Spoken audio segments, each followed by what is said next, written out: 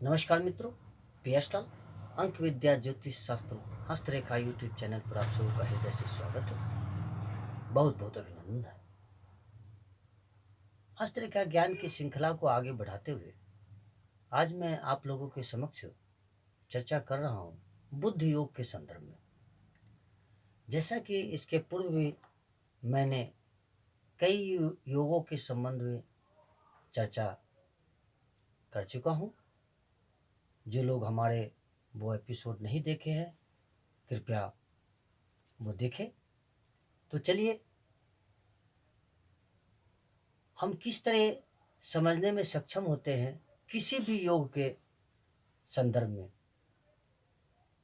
तो इसी कड़ी में चलिए जानते हैं कि यदि किसी जातक या जातिका, कोई भी हो सकता हो, यदि किसी भी जातक या जातिका के दाहिने हाथ में बुध पर्वत अपने आप में पूर्ण विकसित हो, यानी जो व्यक्ति का दाहिना हाथ है उसका बुध पर्वत पूर्णतः विकसित हो और चंद्र पर्वत से धनुषा आकार रेखा बुध पर्वत पर पहुंच रही हो। जैसा कि आप देख सकते हैं कि आपके समक्ष ये हाथ का चित्र बना है और इस हाथ के चित्र में एक रेखा जो कि चंद्र पर्वत से निकलकर वो अपना बुध पर्वत तक पहुंची है।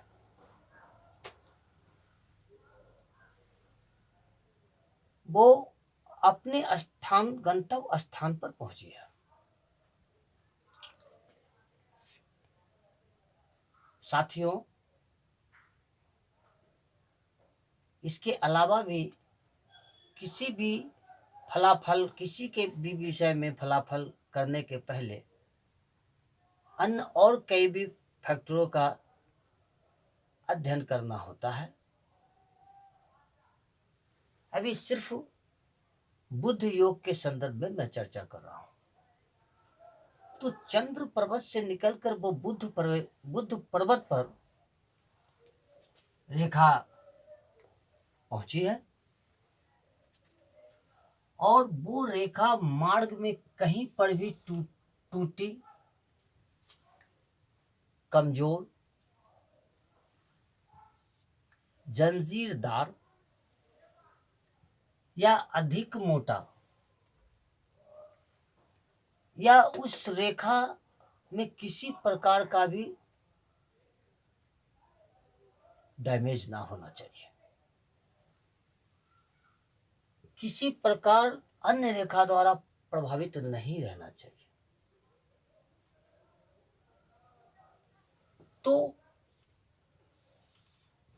अगर ऐसा है तो हम समझेंगे कि युक्त जातक बुध योग के प्रभाव में है। और यदि कोई भी जातक बुध योग के प्रभाव में है तो फिर इसका फल क्या होगा उस जातक के जीवन में, चलिए जानते हैं। यदि किसी भी जातक या जातिका के हाथ में बुध योग होगा, जिस भी जातक के हाथ में बुध योग होता है वो जातक व्यापार के माध्यम से जीवन में पूर्ण सफलता प्राप्त करता है। वो जातक कोई भी व्यापार करता हो उसमें पूर्णतः सफलता को प्राप्त करते हैं। शारीरिक दृष्टि से स्वस्थ, आकर्षक होता है और अपने प्रयत्नों से अपने व्यापार का विस्तार सुदूर जहाँ भी वो करता हो, जिस भी प्रांत में करता हो, उससे सुदूर प्रांत तक करता है। और कोई कोई व्यक्ति का संबंध, व्यापारिक संबंध तो विदेशों तक भी होता है। ऐसा व्यक्ति सिद्ध निर्णय लेने वाला, त्वरित निर्णय लेने वाला, स्वस्थ मस्तिष्क का धनी होता है। शत्रुओं पर प्रबल रूप से संहार करने वाला, बुद्धिमान तथा चतुर होता है। ध्यान देंगे, इसमें एक महत्वपूर्ण बात है कि बुद्ध पर्वत विकसित हो, रेखा निर्दोष हो, उसमें किसी प्रकार का दोष नहीं होना चाहिए, ज्यादा डीप भी नहीं होना चाहिए, ब्लैक भी नहीं होना चाहिए, ज्यादा मोटा भी नहीं होना चाहिए, किसी प्रकार का क्रोस या जंजीरदार भी नहीं होना चाहिए, लालिमा युक्त होना चाहिए तथा अपने गंतव्य स्थान पर स्थित होना चाहिए। ना कि वो रेखा हथेली के बाहर हो या किसी अन्य पर्वत में प्रवेश करता हो।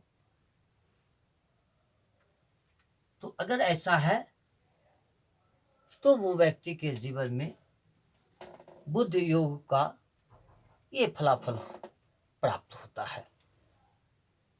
मित्रों, मैं इसे यहीं विराम देता हूं और एक निवेदन, यदि हमारा ये एपिसोड आप लोगों को पसंद आता हो तो आप इसे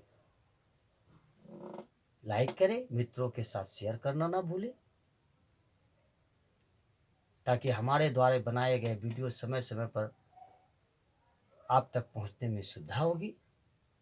और जो भी व्यक्ति अपना हाथ का एनालिसिस कराना चाहते हैं या जन्म कुंडली बनाना चाहते हैं तो स्क्रीन में दिए हुए हमारे नंबरों पर आप संपर्क करें। वीडियो देखने के लिए बहुत बहुत धन्यवाद।